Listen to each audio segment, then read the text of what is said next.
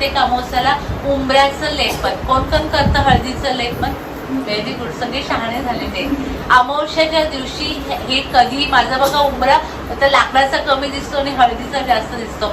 शनिवारी आणि अमावस्या ज्या दिवशी असते त्या दिवशी संध्याकाळी उंबरा स्वच्छ धुवायचा, हळद आणि गोमूत्र घ्यायचं आणि समजा हा उंबरा आहे इथे मला दाखवता येते तर इथे सगळं ते टाकायचं. 2 ठिकाणी टाकायचं, एकदम एका ठिकाणी नाही. आणि फक्त 3 बोटं घ्यायची आणि 3 बोटांनी एकच पट्टा.